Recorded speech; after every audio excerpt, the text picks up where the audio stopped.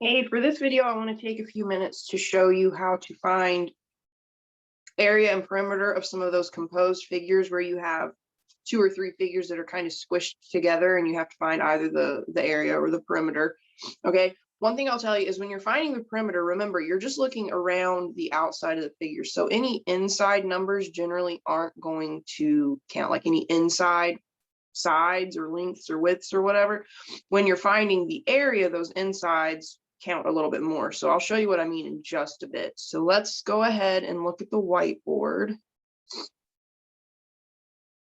All right, so a few things that I want to remind you of. Perimeter, let me do that in black instead of red. So perimeter is the distance around a figure.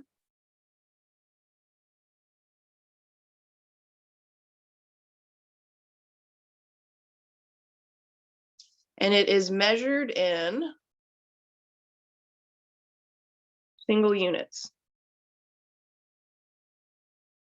So you would measure perimeter in just plain old inches, plain old feet, plain old meters, plain old miles, whatever the situation is. Area, on the other hand, represents the surface of a figure. And because we're not just looking for a distance around and we're looking at the entire surface, we can't just measure area in plain old units. Instead, area is measured in square units.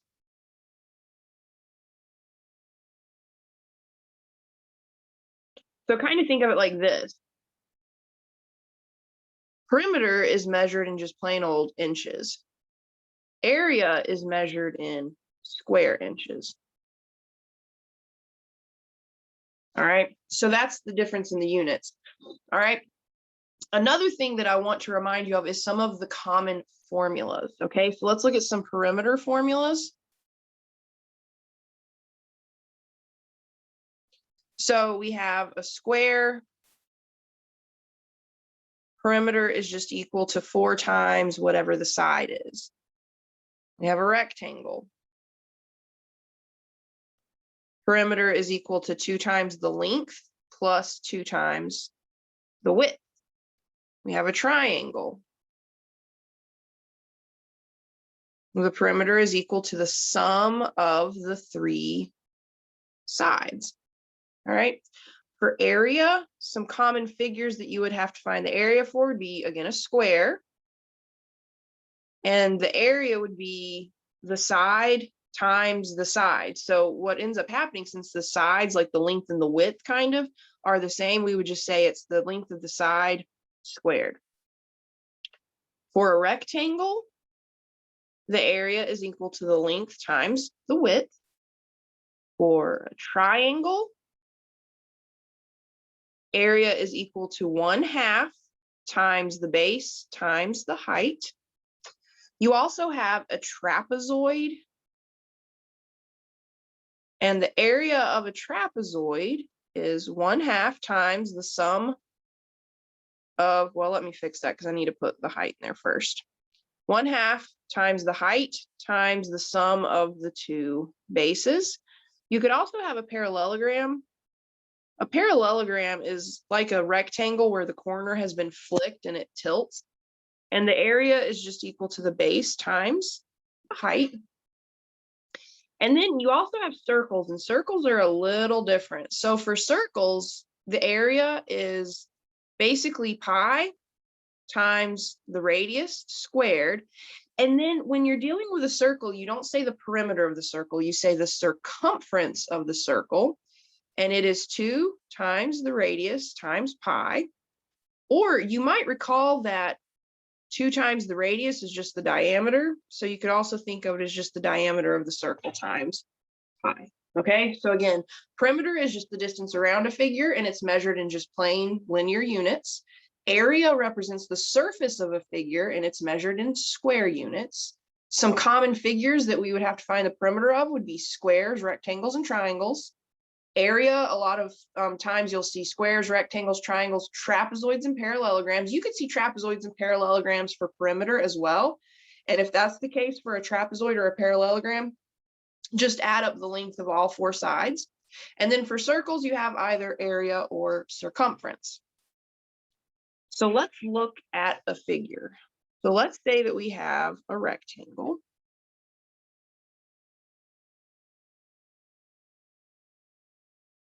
And on top of that rectangle is a triangle. So let's say the width of the rectangle is 10 feet. Let's say the height of the rectangle is 15 feet. And then let's say the height of the triangle is 8 feet. Now, one thing you need to know about the triangle is what is the base of the triangle, okay? And the base is going to matter if we're dealing with the area. So when I started this video, I said when you're dealing with the perimeter, those internal sides, like this side right here, they're not going to matter if you're looking for the perimeter, just the outside of the whole figure. But if you're looking for the area, those internal sides matter. So let's find both. Let's find, well, no, in this case, we don't have enough information. So in this case, we'll just find the area. Okay, so if we're finding the area of this figure, we basically want to take the area of the triangle and add it to the area of the rectangle. So what we would need to know is what is the base of this triangle? Well, it's just one of the sides of the rectangle. So the base of the triangle is just going to be 10 feet. Okay, so let's go ahead and fill in the information. So we're going to look for the area of the entire figure. And it's going to be the area of the triangle. So we want 1/2 times the base of the triangle, which is 10, times the height of the triangle, which is 8. And then to that, I'm going to go ahead and just put it, well, that looks crazy. I'm going to put it in parentheses so we can kind of see the difference. Now we want to add to that the area of the rectangle. Now for a rectangle, area is 2 times the length plus 2 times the width. So 2 times the length of this rectangle is 15. And then the width is 10. So 2 times, sorry, I just got an email and it distracted me a little bit. 2 times 10. Okay. So we've got the area of the triangle is 1/2 times the base of 10 times the height of 8. Plus the area of the rectangle, which is 2 times the length of 15 plus 2 times the width of 10. So let's do some simplifying. Good grief, I keep getting emails. All right, so for this first one, when we're talking about the triangle, we want 1/2 times 10. Well, 1/2 times 10 is just 5. So I really get 5 times 8 or 40. So the area of the triangle is just 40.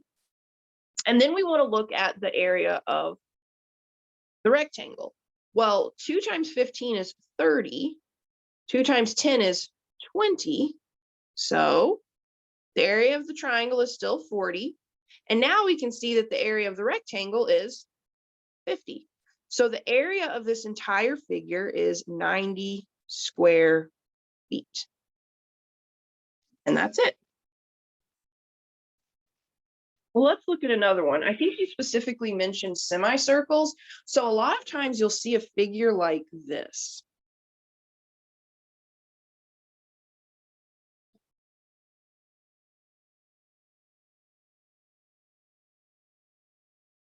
And sometimes you'll have the other half of the circle down on the bottom of the rectangle, or you'll just have literally half of the circle.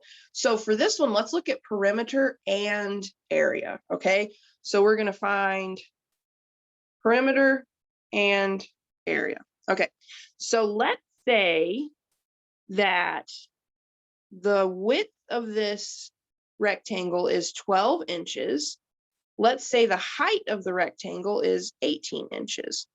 Now, it looks like we don't have nearly enough information. It looks like we've not been given a lick of information about the triangle, but if the width of the rectangle is 12, that means the diameter of the circle is also 12. And that's enough information for us. So let's look at the perimeter first, okay? So for the perimeter of this figure, we want the perimeter of the rectangle minus one side, okay? This side right here, this internal side, we don't count it because we're gonna basically go from here up here, around the circle, and then back down. So that internal side doesn't matter. So we're going to take the perimeter of the rectangle minus that one side, and we're going to add it to half the circumference of the circle. Okay, because we have a semicircle, so we want half the circumference of the circle. So let's start. So the perimeter, remember, we're adding up the two or all the sides of the rectangle except this side over here. So basically for the rectangle, we have 2 lengths and 1 width. So I'm going to get 2 times the length of 18 plus 1 width of 12. All right, so that's the perimeter of the rectangle minus this internal side. And for the circumference of the circle, remember, we just want half of it because we have half of a circle. We have a semicircle here. So the circumference of a circle is the diameter of the circle, which is 12, times pi. And for us, we'll just go ahead and use 3.14 for pi.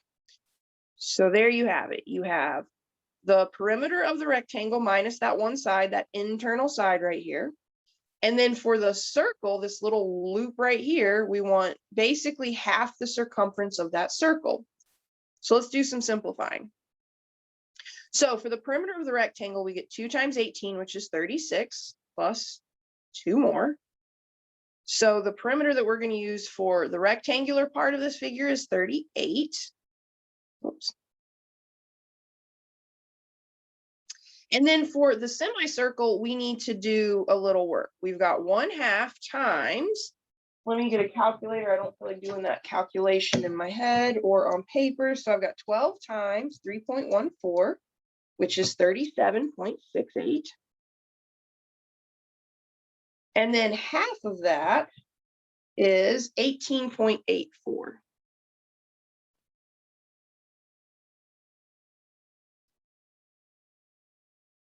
All right, so the perimeter of this figure is the perimeter of the rectangle minus this internal side, and then it's this semicircle's circumference. So we just take half the circumference of what would have been the full circle. So let's see, we end up with a total of 56.84 inches. And that's it. That's the perimeter of this figure. So on the next slide, I'll try to recreate this figure and we'll find the area. So we had a rectangle. It had a width of 12 inches and a length of 18 inches. And then we had a semicircle on top of that. Okay, now we want to find the area. So for the area, we want the area of the entire rectangle plus half the area of the circle. Because again, we're not dealing with a full circle, we're dealing with a semicircle. So the semicircle's area is just going to be half the area of a full circle. All right. Now, we already know from the previous video that the diameter of the circle is 12 inches. Well, if the diameter is 12, what is the radius? If you remember, the radius of a circle is equal to half the diameter, and we're going to need the radius in this case. So the radius of this circle is 6. So let me write in the radius. So the radius is 6 inches. Okay, so let's go ahead and fill in some numbers. So the area of a rectangle is just the length times the width. So I'm going to take the length of 18 and I'm going to multiply it by the width of 12. And then for the circle, I've got 1/2 times pi times the radius, which is 6 squared. All right, so let's fill in some numbers. 18 times 12, we get 216. And the circle is going to take a little more work. We've got 1/2 times pi times 36. And for me, I think it's easiest to do 1/2 times 36 in this case. So I've still got my 216. And then 1/2 times 36 is 18. And so we're going to get 18 times pi. And again, let's just use 3.14 for pi. So let's see, 18 times 3.14 is 56.52. So we get 216 plus 56.52. And if we go ahead and add those together, we get that the area of this figure is 272.52 square inches. And that's it. So again, at the start of this video, I said when you're dealing with perimeter, these internal sides don't get counted. But when you're dealing with area, they kind of do come into play. So just be careful with that. All right, another type of figure you could see would be rectangles like so, where it's like the combination of a couple of rectangles. And so you can look at this two ways, or well, really a few different ways. You could look at it as two rectangles like this, or you could look at it as two rectangles like this, where you've got your first rectangle here, your second rectangle here. Or some people look at this as instead of the combination of two rectangles, they see it as one big rectangle with a corner cut out. Okay, so there are multiple ways to look at a figure of this setup or this design. Okay, again, you can look at it as one big rectangle with this corner right here cut out, or you can look at it as like the sum of two separate rectangles. For me, my mind automatically tends to look at it as two rectangles, but it doesn't matter either way. So let's put in a few measurements here. Let's say this side is 28 centimeters. Let's say this side over here is 26 centimeters. Let's say this side right here is 12 centimeters, and this side up here is 13 centimeters. Now, for all intents and purposes, it looks like you don't have enough information, but you do. You just have to fill in a few numbers. So it kind of depends on how you look at this figure.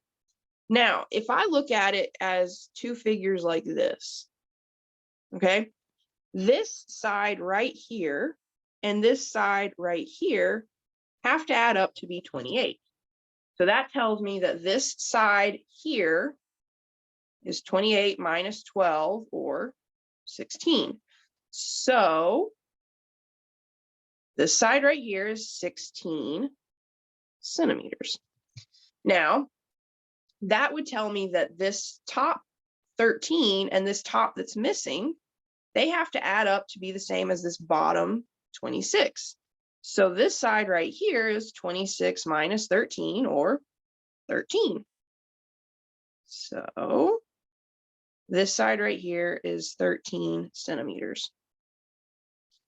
So it all depends on if you're finding the perimeter or the area. Okay, so let's start by looking at the perimeter of this, and then we'll come back and we'll look at the area. Okay, so the perimeter, I'm going to say this is rectangle 1 and this is rectangle 2. It doesn't really matter here, I guess, 1 and 2. We just really have to add up all of the sides. So I've got this first side. I'm going to start here and I'm going to go down and around. Okay, so for the perimeter, I just want to add up all sides. So I get 28 plus 26 plus 12 plus 13 plus 16 plus 13. All right. And I don't mind if you all use calculators at this point, but show your work, like learn to show this right here where I showed that the perimeter is equal to those sides. And then you can use your calculator to add up the lengths. And I am going to take a little shortcut for myself, and I'm going to use my calculator. And I get that the perimeter of this figure is 108 centimeters. All right. Now for the area, rectangle 1 and rectangle 2 matter. Okay. So for the area of this figure, I'm going to take the area of rectangle 1 and I'm going to add it to the area of rectangle 2. Okay. Now, if I look at rectangle 1, it's this right here. I'm going to kind of outline it in blue. All right. So for this particular figure, the rectangle that is in blue, we need to find the length and the width. Okay. So the length of the rectangle in blue is 16 and the width is 13, and I just want to multiply them. All right. Now for the other rectangle, I'm going to outline it kind of in green now. And I know my colors are starting to kind of blend a little bit. But for the rectangle that's in green, we have a length of 26, that's the bottom, and then we have a width of 12. So I would just want to take 26 times 12. So the area is going to be, well, 26 times or 16 times 13 is 208. So 208 is the area of the blue circle. And then we're going to take 26 times 12, which is 312. That's the area of the green circle. And then finally, we just want to add those together and we would get 520. And since we're dealing with the area, it's going to be squared centimeters. So for the perimeter, it's pretty easy. Once you find those missing lengths, you just add up all the sides, no big deal. For the area, you either look at it as the composition of two rectangles and you find the area of each individual rectangle and then add them. Or you could look at it as one big rectangle minus this little corner that's cut out right here. All right, so for this, you can see that we dealt with a rectangle and a triangle kind of added together. Area, not bad. Okay, you find the area of the triangle, add it to the area of the rectangle. In a situation like this, you couldn't find the perimeter unless these two sides were given to you, and in this case, they weren't. So we could only find the area here. We did the area and the perimeter of a rectangle that's been composed with a semicircle. Okay, so for the perimeter, this inside width right here didn't matter for the perimeter because we're not looking at the inside, we're just looking all the way around the figure. But in the next slide, when we did the area of this figure, this inside did matter. It did become part of the calculation. And then finally, we looked at this situation where you had a couple of rectangles. Again, you can look at it as two rectangles kind of added to each other, or you could look at it where you had that one big rectangle with that corner cut out. It just kind of depends on how your brain processes this image right away. For me, I always see it as two rectangles added together. Some students automatically see it as one big rectangle with the corner cut out. All right, either way is fine. So let's see, hopefully that kind of helps just with a general idea of how those composed figures work. If not, just let me know and we can work on some more. I can look for worksheets, whatever works for you. All right, best of luck.